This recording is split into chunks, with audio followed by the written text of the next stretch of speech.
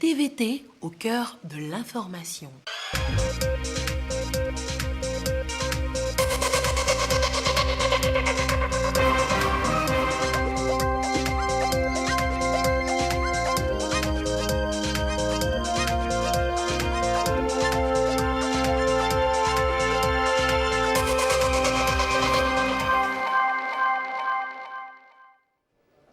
Mesdames, Messieurs, bonsoir et bienvenue dans cette édition. Au sommaire, nous parlerons des entreprises et les risques du métier qui vont avec et qui sont légion. Aujourd'hui, la CNSS, dans une approche de solution, élabore des stratégies de prévention des risques professionnels. Tout sur les stratégies de prévention dans un instant. Nous parlerons aussi de la femme togolaise, la femme battante, la femme comme modèle de réussite. La jeune génération veut d'ailleurs s'en inspirer. Un partage d'expérience dans un instant avec Antoinette Omao-Vovor, un modèle en tout cas de sa génération. Mais bien avant, retour sur événement avec les assises de Lomé du groupe de suivi et de soutien à la transition au Mali. L'engagement du chef de l'État togolais est fort apprécié. Une diplomatie active dont nous faisons écho tout de suite. Voilà pour le sommaire. Bienvenue aux 20h. À la présidence de la République, ce matin, le chef de l'État, Faure Issozimna Gnassingbé, a conféré avec le ministre malien des Affaires étrangères, Zeyi Moulay. Ce dernier a exprimé sa gratitude au président Faure Gnassingbé pour son soutien et son engagement dans la résolution de la crise malienne. Nous écoutons à présent Zeyi qui répondait aux questions de Gérald Agoudou. Les échanges ont porté essentiellement sur les résultats de la deuxième session du groupe de soutien au Mali qui s'est tenue. Nous avons eu des échanges très fructueux entre le gouvernement du Mali, ses représentants et les différents partenaires avec le soutien et la détermination de la partie togolaise.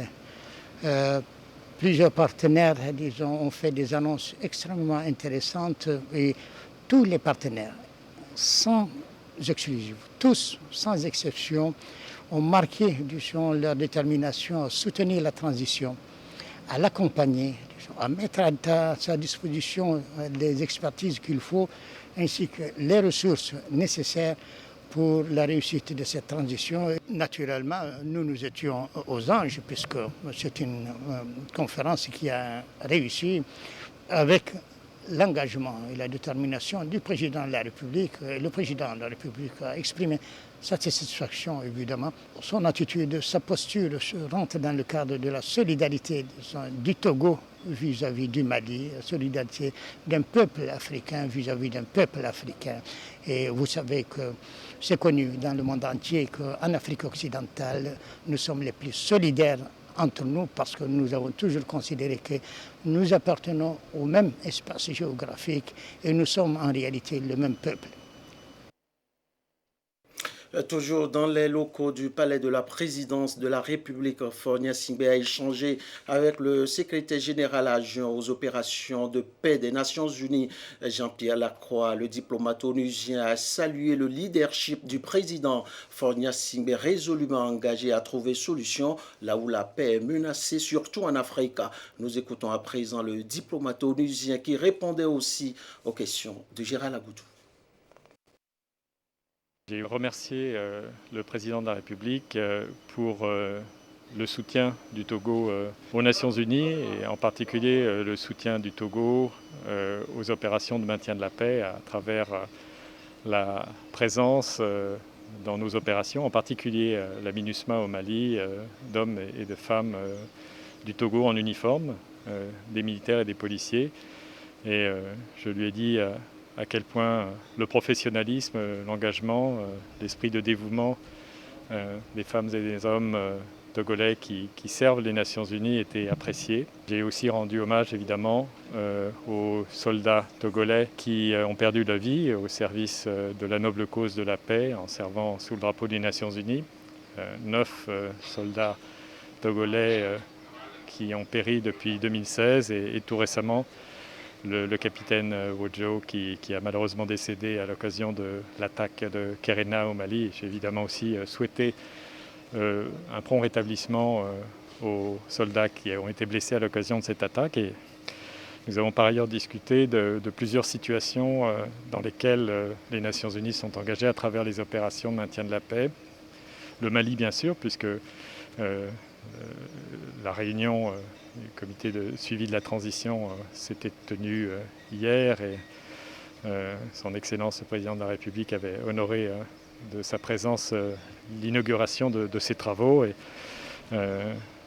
j'ai souligné l'importance de l'engagement de la région, de la CEDEAO, l'importance de l'engagement du Togo dans ce cadre, l'importance de l'engagement personnel du président et l'importance aussi qui s'attache à cette unité qui est très forte des partenaires internationaux du Mali pour soutenir les efforts des autorités de la transition, alors qu'elles ont un certain nombre de défis importants à traiter, des priorités importantes en ce qui concerne la mise en œuvre de l'accord de paix, en ce qui concerne les réformes institutionnelles, en ce qui concerne évidemment la préparation des élections. Donc nous sommes félicités de cette unité forte de la communauté internationale, des partenaires internationaux du Mali, qui a été une fois de plus manifestée par cette réunion de Lomé.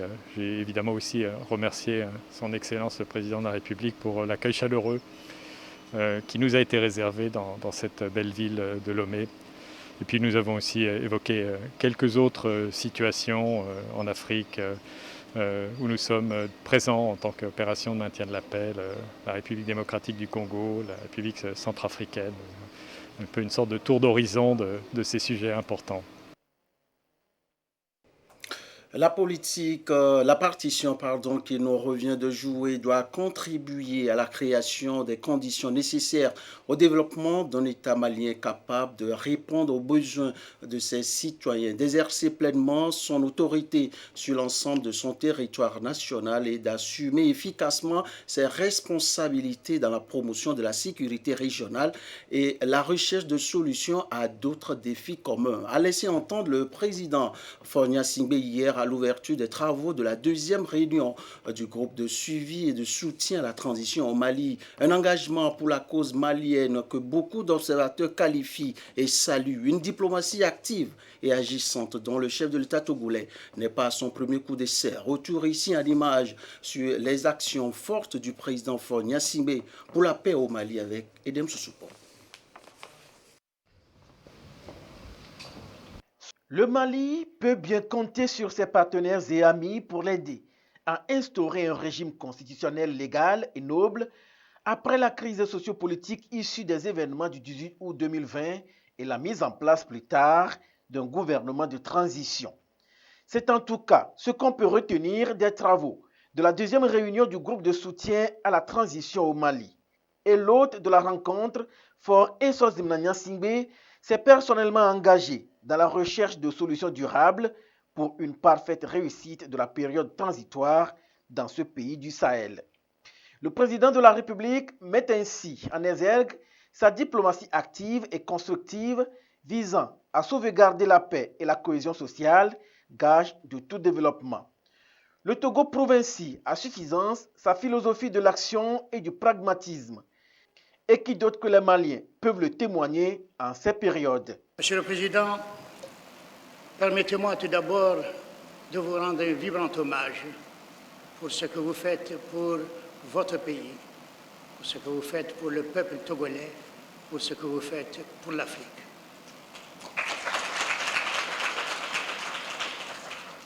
J'aimerais rendre un hommage particulier à votre vaillante armée et m'incliner pieusement devant les victimes que vous avez eues sur le sol malien et que nous considérons comme des enfants du Mali. Ils se sont vaillamment battus pour la liberté et pour la dignité humaine.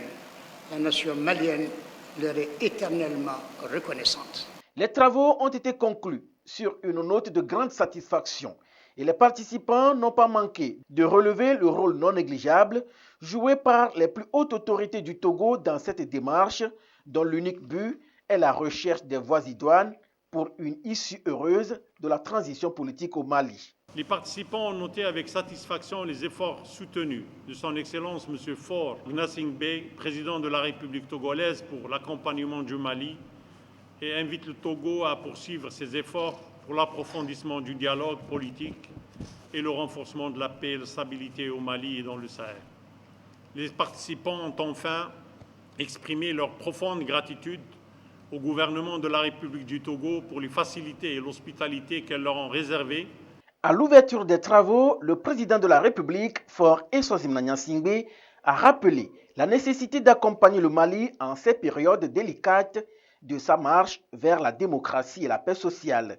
Et en ce 8 mars, date qui consacre le droit des femmes, il a loué les mérites de la gente féminine. Le 8 mars, marquant la célébration de la Journée internationale des droits de la femme, je voudrais me saisir de cette opportunité pour avoir une pensée positive et rendre un hommage à toutes les femmes de la CEDEAO, de l'Afrique et du monde.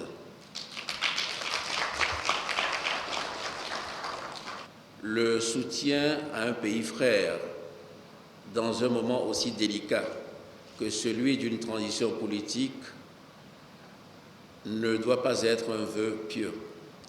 Le Togo, mon pays, souscrit pleinement à cette philosophie de l'action et du pragmatisme et en a fait une constance de sa politique étrangère, aussi bien sur le plan communautaire que sur la scène internationale.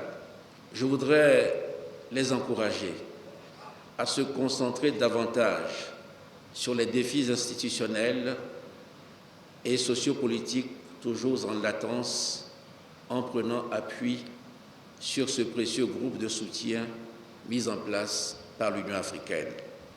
Le soutien indéfectible du Togo au Mali et mon engagement personnel pour une transition réussie dans ce pays repose non seulement sur l'impérieux devoir de solidarité, mais aussi et surtout sur la communauté de défis et des enjeux sociopolitiques et sécuritaires qui se jouent en arrière-plan avec des conséquences sous-régionales et régionales certaines. Il convient également de relever un relatif manque de coordination pour une meilleure efficacité de l'action internationale dans ce pays. C'est en cela que le groupe de suivi et de soutien à la transition au Mali représente une opportunité, une chance pour mieux rentabiliser l'action internationale en faveur de ce pays dans un élan d'inclusion et de pragmatisme. Le groupe continuera d'être au centre de la coordination internationale sur la situation au Mali afin d'éviter la duplication inutile des efforts et le gaspillage de ressources rares, surtout dans le contexte de la crise sanitaire, en appui aux efforts conduits par les autorités maliennes. Je voudrais, pour ma part, au nom de la République togolaise, vous réaffirmer notre disponibilité et notre engagement sans faille à soutenir la République sœur du Mali et à adhérer aux initiatives innovantes et solidaires à l'image de ce groupe qui permettront de remettre ce pays sur la voie de la stabilité, de la paix et du développement durable. Presque tous les indicateurs sont ouverts pour que le Mali relève les défis liés à la paix, à la sécurité et au développement durable après des élections générales libres et acceptées par tous. La suite de cette édition avec ce communiqué du gouvernement. Le Togo a réceptionné le 7 mars 2021 156 000 doses de vaccins contre la COVID-19 dans le cadre de l'initiative COVAX. L'arrivée de ce premier lot de vaccins constitue un grand pas dans la riposte face à la pandémie de COVID-19, eu égard à la situation de plus en plus préoccupante de l'évolution de la pandémie dans notre pays depuis janvier 2021. Ce premier lot de vaccins aura deux cibles. L'ensemble du personnel de santé, public, privé, soignant, administratif, personnel de soutien confessionnels, agents de santé communautaire, apprenants des écoles de formation et étudiants des facultés de sciences de la santé dans une première phase, et les personnes âgées de 50 ans et plus et résidant dans le Grand Lomé dans une seconde phase. À cet effet, il sera procédé au lancement officiel et solennel de la première phase de la campagne de vaccination le 10 mars 2021. Ce lancement marquera le démarrage de la campagne de vaccination prévue les 11 et 12 mars 2021.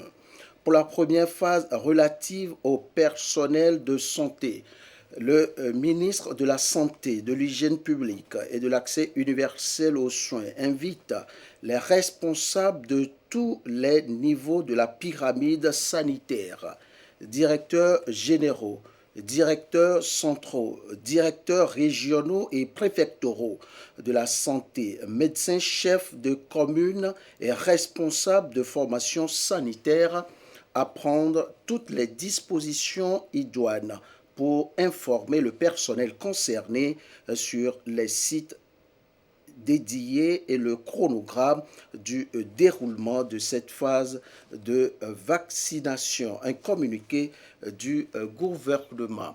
Un mois à présent, sur cette nouvelle sortie de terrain du ministre Kodjo Adedje du Commerce à Palimé, il a visité sur place 2 marchés en construction. Il a galvanisé les ouvriers pour que l'ouvrage soit livré à temps. Le récit avec Edwige Atak Babasabi, commentaire, Elia Gbanyandao. Le ministre en charge du commerce en visite inopinée ici au marché central de Kbalimé et au marché du château. Une descente de terrain pour s'assurer du respect des normes de commercialisation en ce qui concerne le prix des denrées alimentaires, surtout les céréales. Aussi s'est-il rendu sur le site du nouveau marché du château en construction. Les travaux évoluent, le ministre s'en félicite. Les cadres du ministère du Commerce, de l'Industrie et de la Consommation locale sont en retraite professionnelle à Palimé pour se mettre en ordre de bataille afin de réaliser la feuille de route gouvernementale et les missions prioritaires pour lesquelles nous avons eu à prendre un engagement avec son Excellence Madame le Premier ministre. Et cela ne pourra se faire que lorsque on renforce les capacités des commissions de passation et de contrôle des marchés publics. Nous avons profité pour faire un tour avec Monsieur le maire. Au marché, on se rend compte que tout l'appui que le gouvernement donne à la population afin d'éviter la faim et de réduire la pauvreté, que cela est mis en application. Et en même temps apprécier l'ensemble des travaux qui sont en cours, notamment la construction sur 10 hectares du marché de Palimé. Le ministre Kodjo Adedje s'estime heureux de ce que les commerçants du marché central de Palimé se soient conformés au prix des produits. Il a rappelé les différents projets en cours de mise en exécution par son département pour lutter contre la pauvreté. D'une visite à une autre, avec ici celle du ministre de la Promotion de l'Investissement, Kaimi Vidor. Elle était ce matin dans les locaux de l'usine d'Opharma pour encourager les ouvriers et surtout apporter le soutien du gouvernement. Le récit de la visite avec Ramden Bassina. L'usine pharmaceutique d'Opharma SA est spécialisée dans la production des solutions pour perfusion. Avec son statut de zone franche, elle exporte dans l'espace UEMOA. La ministre de la Promotion de l'Investissement, Kaimi Vidor, a fait une sortie sur le site pour s'enquérir de l'évolution du travail qui y est fait. d'Opharma a été inauguré en 2018. Et on tient à remercier Madame la ministre pour la visite parce qu'on a pu échanger sur les opportunités par rapport aux défis que nous avons. Et je crois qu'avec le soutien continu du gouvernement, on fait tout pour que d'Opharma sera encore une entreprise créatrice d'emplois, mais aussi de richesse pour la population. Le Togo se positionne déjà pour profiter de la zone de libre-échange continentale africaine ZLECAf. d'Opharma, une référence dans la sous-région, pourra étendre aussi son marché selon la ministre. Par rapport à ce que la pandémie de la Covid-19 nous a montré, il était important et je pense qu'il était utile également qu'on puisse avoir dans la sous-région et précisément au Togo, une usine qui fabrique des solutés pharmaceutiques, qui rentre, je dirais, dans les préparations, dans les sérums et autres. Donc c'est un beau bijou que nous avons dans la sous-région. Et pour moi, c'était important de voir comment ils avaient tenu pendant toute la période de la pandémie et quelles étaient aujourd'hui les perspectives de cette entreprise par rapport à la nouvelle, je dirais, configuration au niveau du monde économique qui se profile à l'horizon. Voir leur réaffirmer le soutien du gouvernement par rapport à ce projet d'investissement qui est porté par un Togolais, un projet qui est très novateur, et voir l'accompagnement qu'on pourra leur donner pour que cette entreprise, je dirais, puisse faire briller la signature, le Made in Togo dans la sous-région. La promotion de l'investissement est une des stratégies du Togo pour la réalisation de son plan national de développement et des initiatives privées sont encouragées dans ce sens. Les risques professionnels pour les ouvriers sur leur lieu de travail. Le sujet était aussi à l'ordre du jour d'une session initiée par la Caisse nationale de sécurité sociale. Elle partage avec les promoteurs d'entreprises les nouvelles stratégies de prévention des risques au travail. Le compte-rendu de cette session ouverte depuis hier avec Ekoussala. Plus de 1000 accidents professionnels sont déclarés à la Caisse nationale de sécurité sociale chaque année. Dans les entreprises, les travailleurs s'exposent quotidiennement à des risques tous azimuts. Outre les accidents, on parle aussi des maladies professionnelles. Comment parer à cette situation?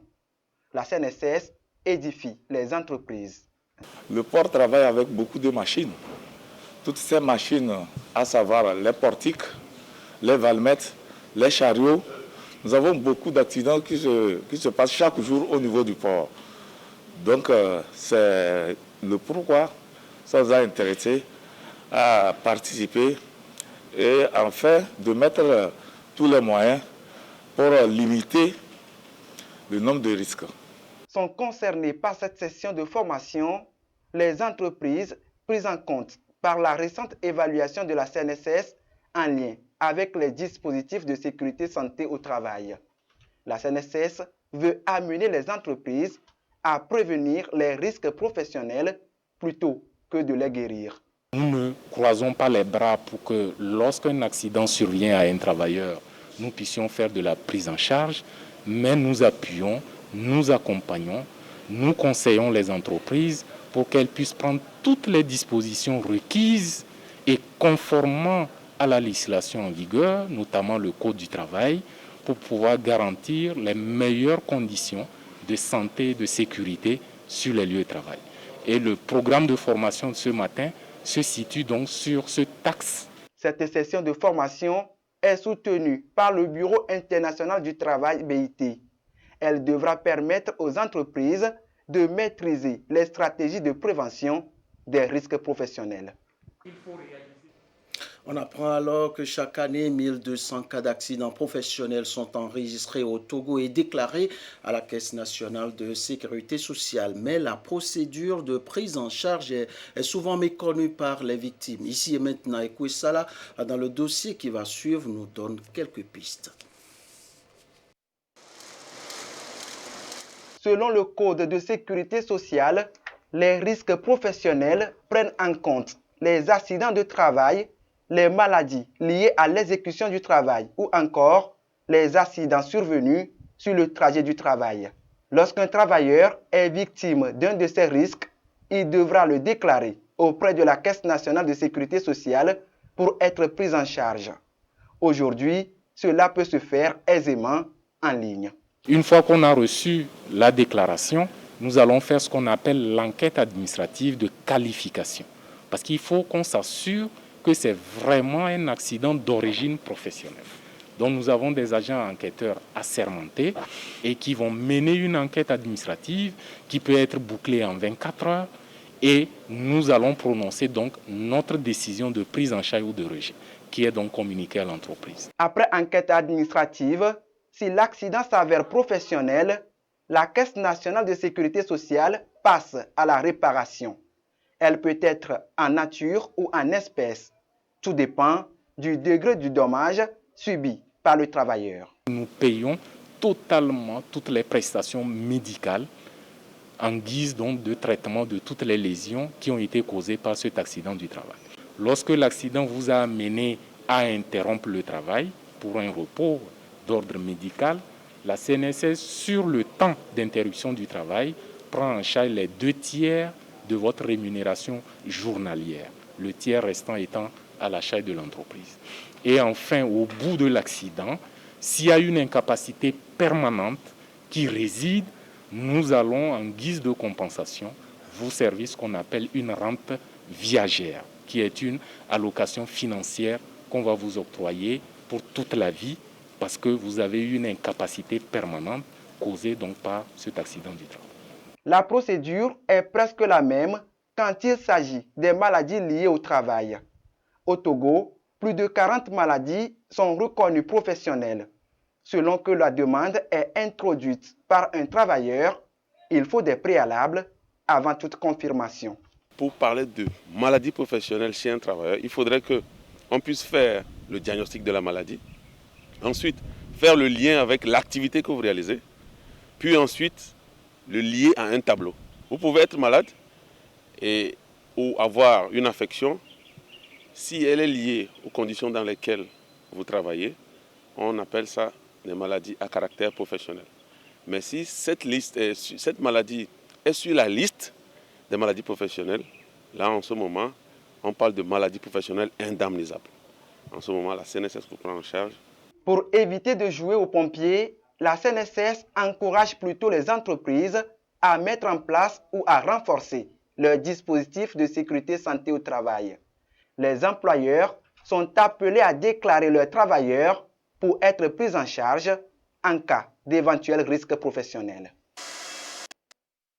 Place maintenant à la femme togolaise célébrée depuis hier à travers la Journée internationale des droits des femmes, à la faveur d'une rencontre de dialogue intergénérationnel entre les femmes leaders et la jeune fille initiée aujourd'hui. Il était surtout question d'encourager la jeune génération à la réussite dans toutes leurs entreprises pour être des modèles de demain. Le compte-rendu de la rencontre avec Antoinette Omao. Va voir. C'est un dialogue intergénérationnel pour la conscientisation de la jeune fille togolaise. Aux côtés du gouvernement, Plan International Togo et l'UNFPA œuvrent à faire progresser le droit des jeunes filles et promouvoir davantage l'égalité du genre. Et le thème retenu reste évocateur: leadership féminin et résilience des femmes togolaises face à la Covid-19. Nous avons beaucoup prôné le leadership féminin pour que les femmes puissent accéder à des postes de prise de décision. Vous l'avez entendu vous-même, il semble qu'au Togo, le plafond de verre a été brisé, avec beaucoup de femmes dans les instances de prise de décision, notamment présidente de l'Assemblée nationale, Premier ministre, énormément de femmes dans le gouvernement. Les femmes elles-mêmes ont dit qu'aujourd'hui, elles veulent plus que ça. Elles veulent un leadership féministe qui engage l'ensemble des acteurs en dehors de leur genre et qui leur permettent de vraiment adresser les questions d'inégalité. Parce que tous, que l'on soit homme ou que l'on soit femme, lorsqu'on est leader, on a le devoir de travailler pour une société juste, une société égalitaire, où tout le monde, dans sa diversité, retrouve sa place et a la possibilité de contribuer. Et en matière de promotion de la femme, le Togo est premier dans l'espace UEMOA et 7e dans le monde. La 6e législature compte 17 femmes et une douzaine dans le gouvernement. Des actes forts qui traduisent l'engagement du sommet de l'État à aider les femmes à accéder aux postes de décision. Le gouvernement a pris ces dernières années des mesures et entrepris plusieurs actions majeures qui ont permis à la femme et à la fille de participer de façon plus significative à la vie publique, sociale, économique et politique de notre pays, renforçant ainsi le leadership féminin. Le 5e rapport périodique du Togo sur le programme d'action de Beijing a fait état de nombreuses avancées réalisées ces dernières années en matière de promotion de la femme. Le dialogue intergénérationnel qui s'ouvre ce jour augure de l'avènement d'un cadre de partage innovant. L'engouement que suscite aujourd'hui l'expression et l'affirmation du leadership féminin alimente davantage les ambitions des jeunes filles et c'est à juste titre qu'elles aspirent ardemment au renforcement de leurs capacités pour être à l'image des modèles de réussite ici présents dans la perspective de la campagne Génération Égalité de l'agenda 2063 de l'Union africaine. Il s'agit ici d'orienter la jeune fille togolaise à développer pleinement son potentiel. Et dans la foulée de cette rencontre, des femmes aujourd'hui, modèles de réussite, ont partagé avec leurs jeunes sœurs leur expérience, leur parcours, les défis à surmonter devant les obstacles. Un partage pour amener la jeune génération à se fixer comme objectif la réussite. Le récit, toujours avec Antoinette Omao. Vovo.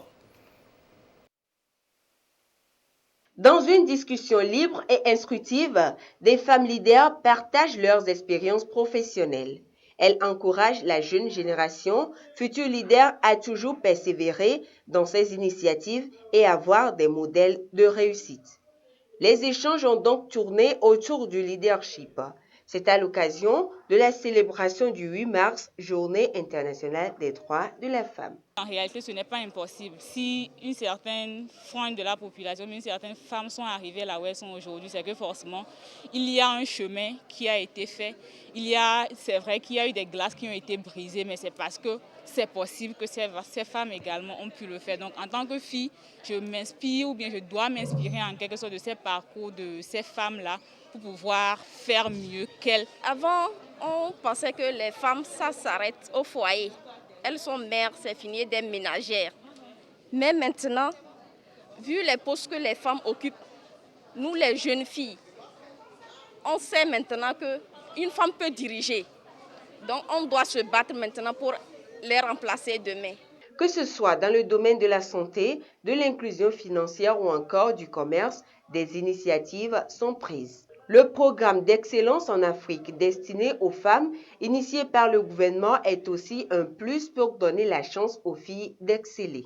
Spécifiquement pour la jeune fille, il y a les programmes d'éducation sexuelle pour les sensibiliser à se protéger, pour les sensibiliser à prendre soin d'elles-mêmes, éviter les grossesses précoces, les infections sexuellement transmissibles. Et ces différents programmes sont menés en collaboration avec les responsables d'établissements pour que nos jeunes sœurs ne se laissent pas aller à une vie facile et s'exposer à travers des comportements dangereux pour leur santé. Dans nos pays, il y a une bonne partie de femmes leaders qui vivent dans les communautés à la base. Elles ont le leadership parce qu'elles ont été accompagnées. Le Togo a mis en place différents mécanismes pour accompagner les femmes de toutes les catégories, dans toutes les régions. Et aujourd'hui, nous y sommes. J'avais tendance à dire que naturellement, on aurait pu se passer de cette différence entre genres masculin et féminin, mais nos sociétés organisées ont créé une différence qui nécessitait un engagement. Et cet engagement, aujourd'hui, trouve des résultats, offre des opportunités pour que les filles puissent se dire « à nous la bataille ». Elles sont venues de toutes les régions du pays pour s'inspirer des expériences de leurs devancières. Au chapitre toujours de la journée des droits des femmes, celle du groupe des présidentes des marchés du Grand Lomé ont observé aussi hier une journée de réflexion pour marquer la journée. Madame le Premier ministre Victoire Tomiga Dogbé a également pris part au débat. Le récit de la séance avec Sandra Ziagbe. Le groupe des présidentes des marchés du Grand Lomé a choisi 8 mars en journée internationale des droits de la femme pour saluer les actions du chef de l'État pour sa politique de promotion des femmes. Une politique traduite par plusieurs actions, dont la modernisation de bon nombre de marchés au Togo. L'éclat de la rencontre est rehaussé par la présence du Premier ministre Victoire Tomiga Dogbé qui a apporté son soutien aux femmes fêtières tout en saluant leur courage et bravoure. Des encouragements qui, selon la présidente des associations des marchés du Grand Lomé, témoignent de l'intérêt du gouvernement accordé au bien-être de la femme togolaise. C'est une joie aux femmes des marchés d'avoir à côté de nous le Premier ministre. Nous avons pris la journée là comme une journée de réflexion pour remercier le chef de l'État. Nous voulons dire au chef de l'État que nous, les femmes des marchés, nous avons vu que on nous a respecté, nos droits sont déjà réalisés. Les marchés à l'ère de la décentralisation, la participation de la femme à la gouvernance publique, engagement et défis sont entre autres communications développées pour amener ces femmes à jouer davantage leur partition dans la construction de la nation. Nous félicitons toutes les femmes des marchés du Grand Lomé, en particulier, qui se battent pour que notre économie dans le Grand Lomé soit un succès. C'est pourquoi nous sommes là avec elles pour célébrer la valeur de la femme, celle qui amène la paix dans les foyers et dans le monde entier.